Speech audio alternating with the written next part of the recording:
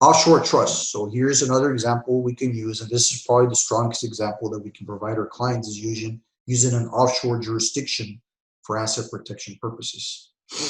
So some of the popular jurisdictions I list here: Cayman Islands, Bahamas, Belize. We're going to look at Cook Islands, specifically Nevis. A lot of these are based in the Caribbean. Of course, the Cook Islands is in the Pacific Ocean, just east of Australia and New Zealand.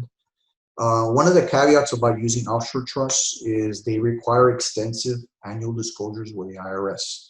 So if your client is a U.S. citizen or U.S. tax resident, we just be mindful that every year they're going to have to file certain disclosures with the IRS to disclose that they have these assets offshore. And another caveat about having offshore trusts is they require foreign trustees in that jurisdiction. So again, there's going to be an annual cost for the foreign trustees. So while this is the strongest asset protection strategy we can offer our clients, it's also costly. So we need to make sure that the strategy, that the costs offset the benefits to your clients.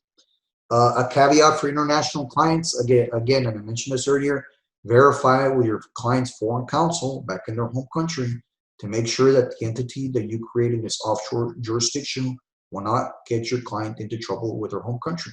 So again, I mentioned Mexico. Mexico has a quote-unquote blacklist of jurisdictions where if a Mexican citizen opens up an entity in these blacklist countries, it's per se a criminal offense, and they can go to jail for that. So again, we need to be very careful when we have international clients that we check with their counsel in their home country to make sure that if you are going to do an offshore trust or corporation or LLC for your foreign client, it's not going to get them into trouble in their home country. So let's look at the Cook Islands. Again, it's located in the South Pacific, just east of New Zealand, east of Australia. And there's many benefits of using the Cook Islands. First of all, it's an English-speaking country, and their asset protection and fraudulent transfer laws were actually written by an American attorney.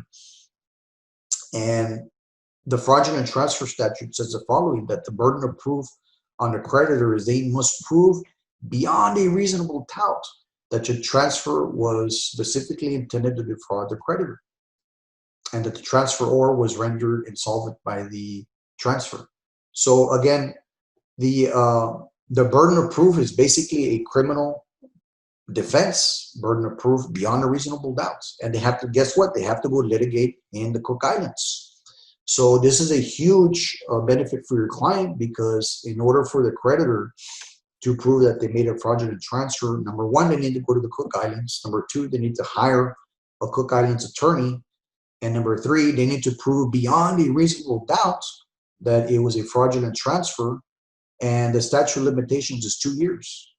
Okay, no transfer made more than 2 years before the cause of action. And the creditor must sue within 1 year after the transfer to the trust. So we have a very short statute of limitations. We have a very high burden of proof that they have to meet, which is, again, it's a criminal defense burden of proof beyond a reasonable doubt. And the settlor, the trust maker, which is your client, they can be the beneficiary, and they can retain some degree of control. But again, they do need a foreign trustee. And the other huge advantage here is these offshore jurisdictions, such as the Cook Islands, they don't recognize U.S. court judgments. So if you have a judgment against your client here in the United States and they want to invade your client's assets in that Cook Island trust, well, guess what? The Cook Islands court does not recognize your U.S. court judgments. They're going to have to do a whole trial again in the Cook Islands. Another advantage here is that the Cook Island trustee can remove the trust maker, your client, as a beneficiary during times of duress, like a lawsuit. And when the lawsuit is over, the trustee can put your client back as a beneficiary. So again, there's many advantages of having an offshore trust, just such as the Cook Islands.